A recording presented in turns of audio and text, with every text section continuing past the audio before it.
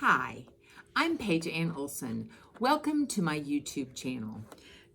In my last video, I started working on this applique quilt where I did the bell. Today, I'm going to show you a block that has more than one piece of fabric. I think it's a little bit more complicated and I want to show you how it works. Plus, I also want to show you the progress that I have made on the other blocks. In my last video, I completed the bell block and I did it with a blanket stitch and I ended up not liking it. So I remade it and I made it with a satin stitch, and I have done all the blocks with a satin stitch. I just think it looks so much more professional. So the block we're going to work on today is going to be the Santa block. And this is the background. I've already cut it out to 8.5 by 8.5. And then this is the buckle and this is the belt. And I've also already prepared that, and I've cut them out and put the heat and bond on the back of each one. And before I did that, I went ahead and used my light box and traced around the pattern so I could get these pieces ready to put in the scan and cut. Something I found when I was actually tracing this is that, first of all, when you do corners like this, you need to be really careful that you don't leave a gap, because then the piece of fabric won't cut out correctly. So when I made a mistake, I just used like a whiteout and remade the line or remade the squiggle or whatever it is I was working on, so that it would be a nice crisp line. One of the things about the scan and cut, it's going to only read the top part of the line. So if you make a mistake down here, it's not a big deal. You could put X's through it and it won't recognize it. So it's just going to cut that top or the outside part of that out. So the next step is that we're going to scan this into the scan and cut. I'm going to manipulate it a little bit, and then we'll be ready to cut out our fabric and make our belt. As a repeat, I'm going to go ahead and scan this in, just so if you didn't watch the whole thing last time or whatever. Anyway, I'm going to show you how to do it again. And on my screen, we have something called pattern and scan. We're just going to use the scan button. Oh, we'll have to load it first. That would be helpful. And then once it loads, I'm going to put scan to cut data, and I'm going to hit start. And it's going to go ahead and scan my belt in. And just to review, I'm going to show you a little bit again about how to manipulate it.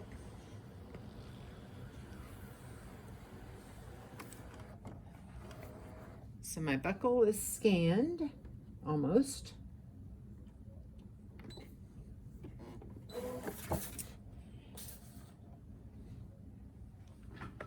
So I'm hoping you can see this. But in this, let me make it really big for you.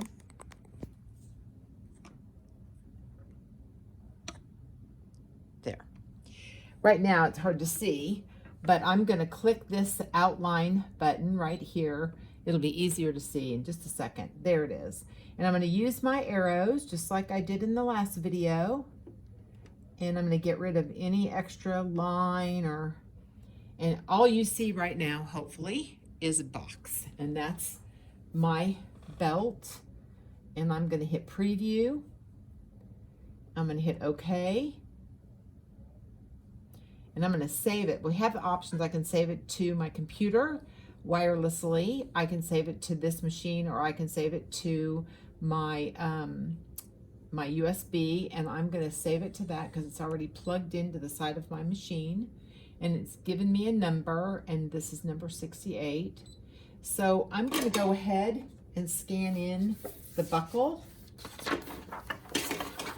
and just going to repeat exactly what I just did with the belt, so then I can work on both of them at the same time. And I think I'll Make this come out a little bit so you can sort of see. And I have to go home. And I'm going to hit scan again, scan to cut data, and start. Same exact thing. But I want to show you how to cut it out. And I want to show you a cool thing I didn't show you the last time. And I think I got a comment about this. Somebody said I could scan the fabric before I cut it, and she's right. I absolutely can. And I'm going to show you how to do that. So basically going to do the same thing. I'm going to select that button right there. Hopefully you can see this. And notice I have just the square buckle. I'm going to move my screen and get rid of that line that's at the bottom. I'm going to hit preview. I don't really even have to do anything with this, but save it. I'm going to move it so I can cut it. But you know, on these mats, you can actually cut this any place on the mat that you want to. So both of my buckle and my belt have been scanned in, and we're going to go retrieve data because that's where it is, and it's on my USB or on my flash drive really, and I have a lot of these already. So I'm going to go ahead and go kind of to the very end, and here's my belt, and I'm going to go ahead and hit OK, and I'm going to manipulate it a little bit. I'm going to move it up this way, and then I'm going to go to edit and object edit. I'm only doing this to show you how to do it. And then this gives me the option, that button right there gives me the option to turn it. And since there's not really a direction for this, it won't matter that I get it. Some of the blocks have had, I have to orient them to cut them out in the right direction. This one I don't have to worry about that. And I hit OK. I'm gonna hit OK. Now the cool thing is, see where it says add right there? If I go to that add button and I'm gonna retrieve data again, I'm gonna go get the buckle. We have to go through this again. Oops. And there's the buckle. And I'm gonna add it right onto the screen. So what I can do is I can cut the buckle and the belt at the same time. So if you can see this button right here, that's a scan button. So I'm going to attach my fabric to the mat, and I'm going to scan my fabric on there to make sure my pieces are going to actually fit. And I'll show you how to do that once I get this loaded. I have loaded my fabric onto my mat, and I'm going to place it into the scan and cut just like I did when I was scanning it. I'm going to hit my load button,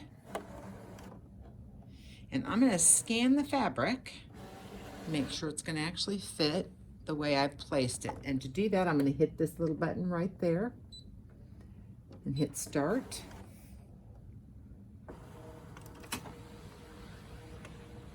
I'm using a fabric mat. You don't have to use a fabric mat. You could use, there's a teal mat. I think that's a standard mat. You can use that as well.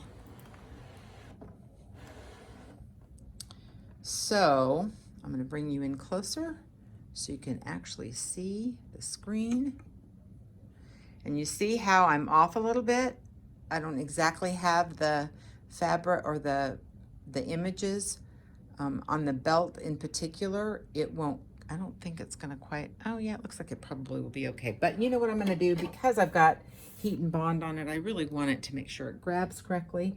So all you have to do is just click your image and move it right onto the piece of fabric. And what's great about this is you just don't waste fabric like that. I probably even cut this bigger than I needed to. And so now what I do is I go ahead and put Scotch tape around my edges. You probably don't have to do this, especially if your mat is new, but I have used this mat a lot, and I want to make sure that when it goes around those corners, it doesn't pull up. So I'm going to go ahead, oops, can't see what I'm doing. I'm going to go ahead and tape down my fabric, just like this. That way I know that if the fabric tries to move, it won't, because the tape is on it. And it will be just about ready. And I probably over tape, just because that's what I do. I over tape Christmas gifts as well. Okay, so what I'm going to do now is I'm going to hit OK. And now it's going to ask me, oops, how I want to cut this out, or what I want to do next. And I'm going to select cutting, and I'm going to hit cut. Oops, I'm going to hit start. I already hit selected cut.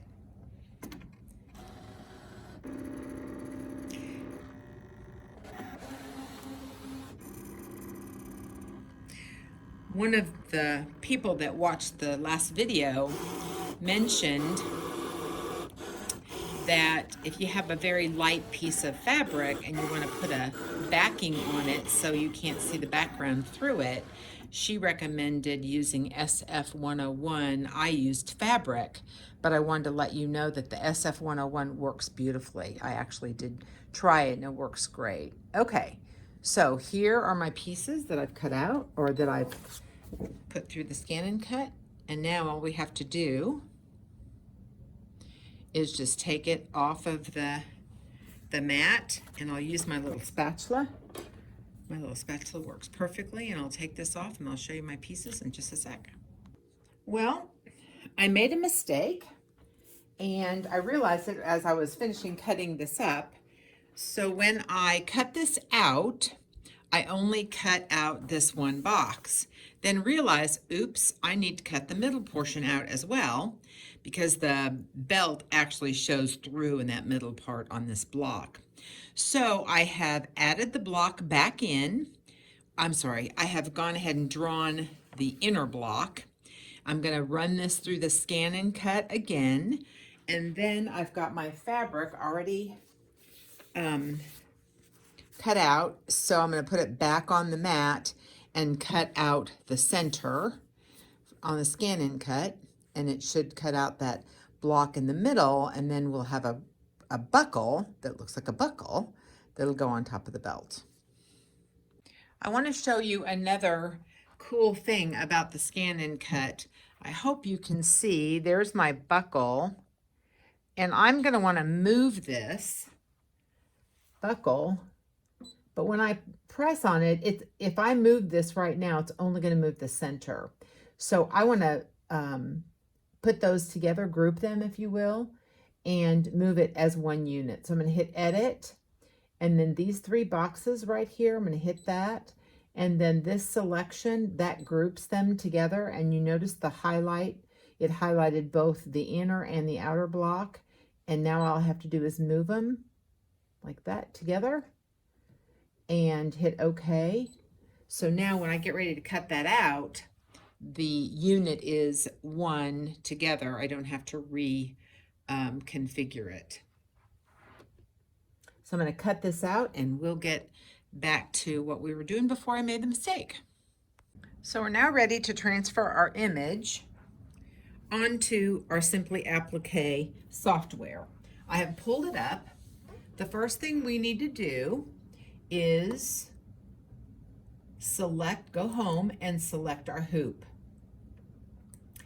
So mine is already defaulted to an 8x8, but if you don't have your hoop size in there that you want, you're just going to go click on hoop, then it gives you a drop down menu that says select hoop, and then it gives you a number of sizes. It's in millimeters, but it shows you right down here what what that is in inches, and mine is an 8x8, so I'm going to hit OK even though it's already come up. So the next thing we want to do is go up to the left-hand corner of the screen and pull down the menu from the A. I'm making sure you can see this. And you're going to go to Import FCM Fancy Cutting Machine. And then I'm going to pull in the belt and the buckle. Here's the belt. And I'm just going to open and it will place it on my screen. I'm going to do the same thing for the buckle.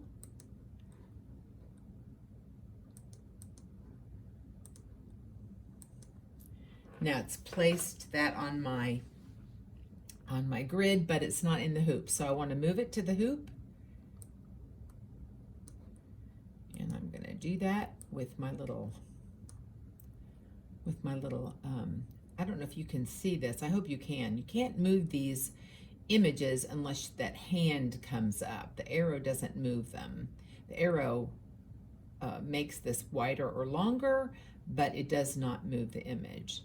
So the next thing I'd like to do is go ahead and center this on my hoop. So I'm going to go to over here to the left-hand screen where it says All Items. I'm going to click on the entire image, and then I'm going to go up to Arrange, and I'm going to center my belt and buckle. It gives you a number of other options as well. You can flip it horizontally or vertically, or rotate it or align it. So it gives you a number of different options as well. I'm going to actually click off of my image because I want to show you something. We are now ready to go ahead and get this ready to convert to applique. So to do that, we're going to go up to Tools, and you'll notice the Convert to Applique right up here is grayed out. So what you'll need to do to make sure you can actually click on it is go back to the left-hand side of the screen where you see All Items, and you're going to click on the entire image, and then it comes up. So you can select your Convert to Applique. And mine actually automatically converts to satin stitch because it's the one I last used. I'm actually going to move this, like the inside of this buckle. Oops. Now I'm going to undo. I just want to go to that middle part of that buckle and move it down a little bit. It's a little bit higher than I want it to be. Perfect. So if you'll notice over here on the right hand side, you will see, and I'm going to bring this in a little closer for you. You will see applique type, and it says satin, which has already been selected for me. But if you do this little drop down menu, you've got the option of blanket, motif, or a bean stitch or a run stitch. And then you can go up to here, and here is my width and my length. I'm going to keep my length the same at 2.0. My width is going to be, I'm changing that to 3.0 instead of 3.5, which is what the default is. And then down where it says placement offset, I'm going to select negative 1.0. That's the best placement stitch I have found for this particular these particular applique blocks. And then we're going to go down and hit apply, which is the bottom right hand side of this screen. If you don't hit apply, it will not save that for you. So now we're going to go ahead and come back out just a little bit. Oops. And I'm going to show you the whole screen again. Okay, a couple other things I want to show you. One is it can get pretty bulky in stitching in these areas where it overlaps. So what we're going to do is we're going to try to remove those. To do that, we're going to select each image. I have my outer buckle image selected, and I'm going to right click, and it says remove overlapped stitches, and I'm going to click on that, and it says allowed overlap distance 0.5 is fine. I hit OK, and I'm going to do that with each one of these images. I've got the inside of the buckle, and I'm going to hit remove overlap stitches. OK, and I'm going to do it with the outside. remove overlap stitches. That way it won't have as many stitches in these areas where they overlap. And then the other thing I wanted to show you is on the far left hand side over here, this is what determines the order in which this is going to be stitched out on your embroidery machine. And to change that order, if you want to, like let's say this is not the order you want. This happens to be the order I do want. I want the belt first, I want the outside of the buckle, and then the inside of the buckle. But let's just say that's not what I wanted. All you need to do is take the image that you want and move it below or underneath the image that you want it to stitch after. I hope that made sense. So since I don't want that, I'm going to go ahead and move the outside of the buckle and then the inside of the buckle. And so the way that the machine is going to stitch this for me is the belt, the outside part of the buckle, and then the inside part of the buckle. So we're now ready to take this to the machine. Oh no, I need to show you how to save it. And you're going to go up to the left-hand side A again and just go to Save As. I already have my belt in here, so I'm going to click on it. And then you're going to come to this Save As Type. You need to get it converted to your format for your machine. Mine is a PES. You'll have to find yours, but they have a lot of options. So I click on my PES right here, and all of my other ones could come up, and then I hit Save, and then it will save it for me. And then we take the USB and take it over to our sewing machine and stitch it out. I'm just going to show you a little bit of, this will be a repeat also of what I've done before, but I'm going to show you a little bit about how to get this started. I wanted to show you that this right here shows my placement stitch, and I'm going to go ahead and stitch that, and I'll show you what that looks like. Let me move the camera back just a little bit. Somebody had asked me in their comments, why buy Simply Applique if your machine could actually do the same thing.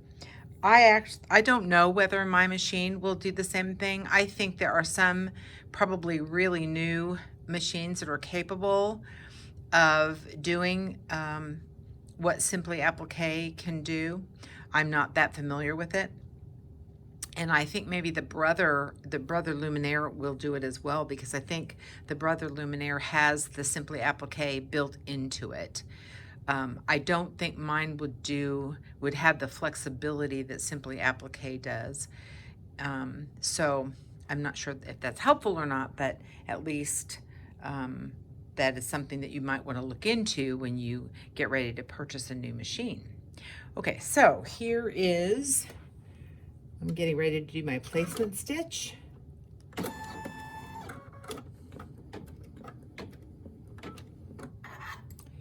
And I'll just show you that real quick. And we'll keep going.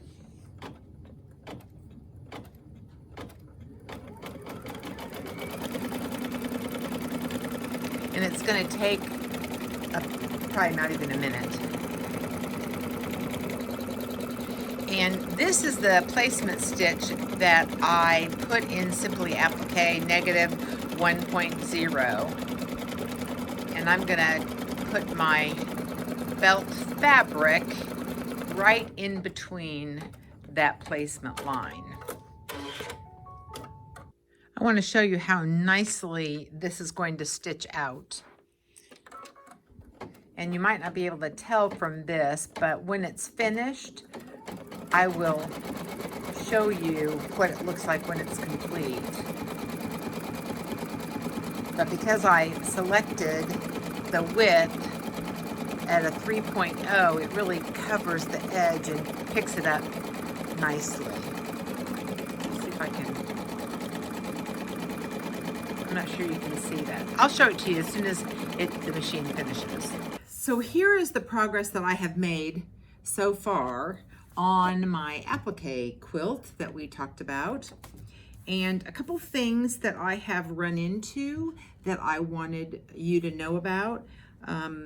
One was when you're cutting out your background fabric, your 8.5 by 8.5, or any block that you do any kind of applique on, especially with a satin stitch, is to make sure that your backing is really adhered nicely to your embroidery stabilizer. If you don't want to use temporary glue or temporary spray, which is what I used, you can certainly baste your backing onto your stabilizer. That was just a step I didn't want to mess with. But if you're not careful, when your embroidery comes very close to the edge, like this one did, you have to be really careful. If that's not down really tightly to the edge, then the satin stitching is so dense that it can pull that apart, and then it gets really wrinkly and it doesn't look very good. And so when you put the blocks together, I don't think it doesn't, a lot of times it won't give you enough room. Like this is a great block to show you that, because I don't have much room here anyway. So if you had any kind of wrinkle in there, that would be a problem. And then of course, if you have a light block, I recommend that you go ahead and put a light backing, like I said earlier, like SF101. You want to be able to see the backing. You just don't want to see that. You don't want that to be the primary thing that you see. You want the image to show.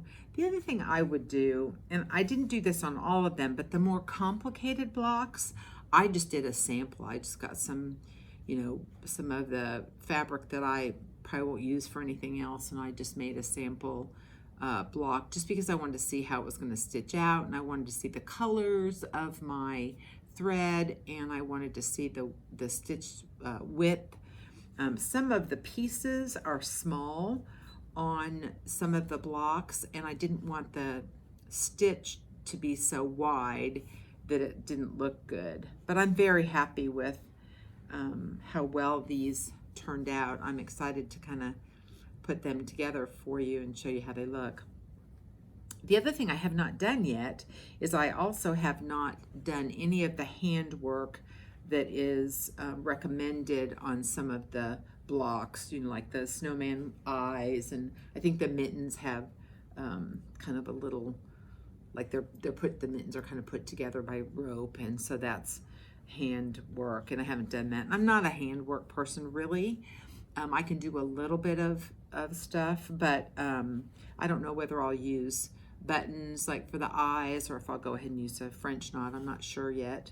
I'll have to see what I think looks really cute, but I am happy with these, and I'm very pleased with the way that they turned out. One great thing about doing all these blocks is I really got familiar with Simply Applique and my Scan and Cut. I have not used either very much prior to this, and so it was definitely a learning curve for me, but I feel much more confident now in being able to use this, use both the Scan and Cut and Simply Applique to do kind of whatever I want to. And that's the great thing, is that once you do this kind of a project, you've really learned how to use both of those, the software and the machine. And hopefully this has encouraged you to continue to try to work with your Scan and Cut and Simply Applique, just to see how much fun you can have putting blocks like this together, putting applique images together. So I hope you, oh, the other thing I wanted to tell you is I have, there's the angel, I have the pieced blocks still to do. I haven't done those yet. And I also have the SNOW to do. I haven't done the word snow yet. And I haven't done this large snowman block that's going to require multiple hoopings. So I'm not quite ready to put this to bed. But I will come back and show you how to do a pieced block just so you can see what it looks like. And if you don't know how to do piecing, I'll show you how to do that as well. So I hope you've enjoyed this video and my progress. If you have enjoyed this video, please give me a thumbs up and subscribe to my channel. I'd love to hear from you. I'd love reading your comments. I'd like to know what's under your needle.